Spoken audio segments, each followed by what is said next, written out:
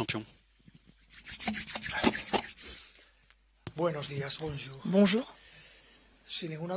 Sans aucun doute.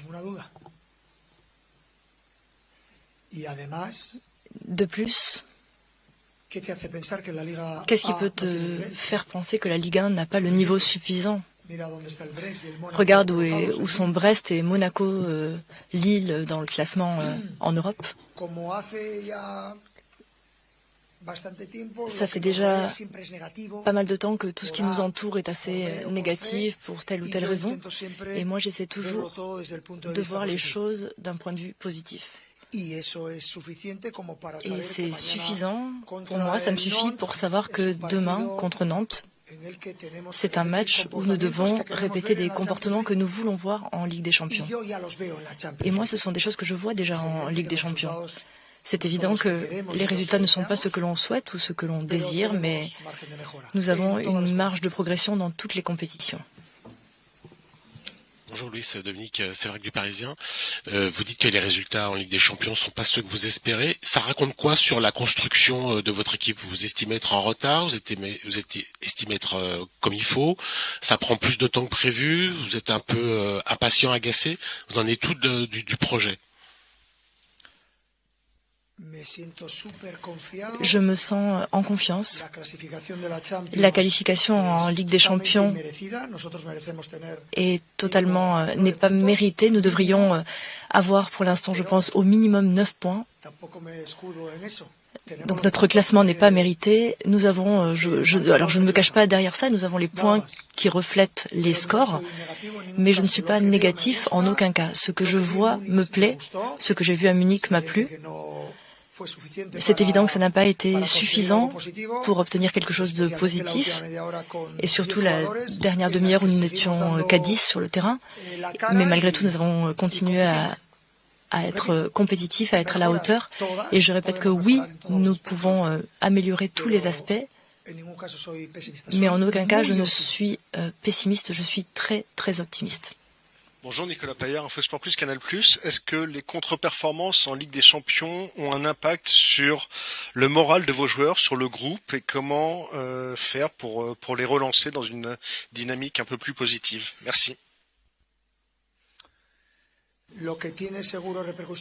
Ce qui a des répercussions, ça c'est sûr, même si ça n'en a pas sur moi, puisque moi je ne lis pas la presse, ça ne m'intéresse pas. Je ne regarde ni quand nous gagnons, ni quand nous perdons, ça n'est pas un thème qui m'intéresse. Donc c'est vrai que tout ce qui se dit à l'extérieur affecte les joueurs, parce que nous sommes des êtres humains et ce sont des choses qui affectent une personne. Mais moi je m'en tiens à ce que je considère que mon équipe doit faire. Et en ce sens-là, je continue de penser que c'est une situation qui est probablement similaire à celle de l'an dernier. Je pense que notre rendement est meilleur cette année que l'an dernier. Et l'année dernière, nous avons été l'une des 4 équipes les meilleures d'Europe. Personne ne peut dire qui peut dire si nous serons capables de nous qualifier, si nous sommes capables de tenir ce même rang.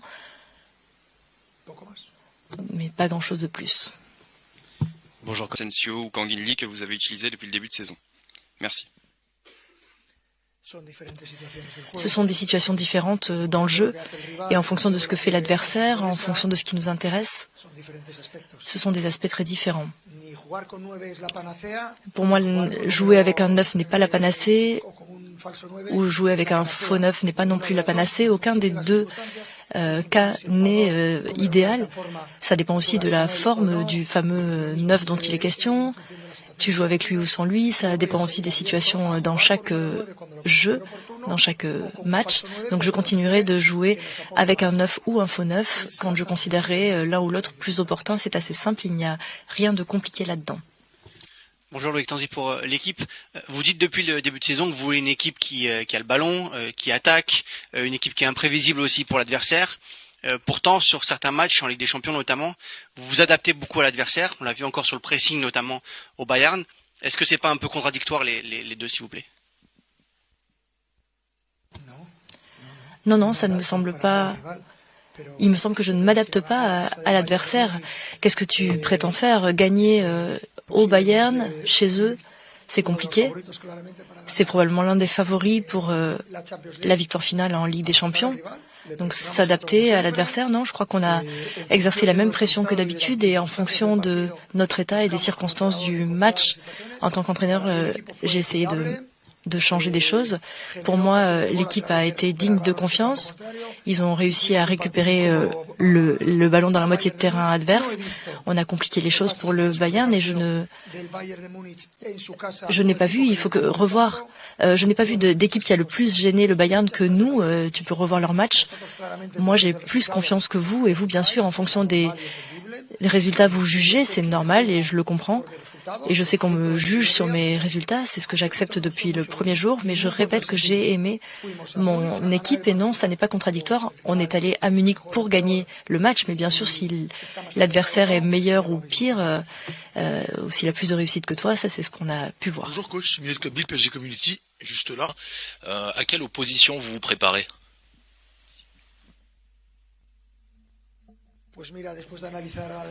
Après avoir analysé Nantes, ce que nous voyons, c'est qu'ils ont moins de points que ce qu'ils mériteraient. Ils sont dans une situation délicate, mais ils devraient être en milieu de tableau.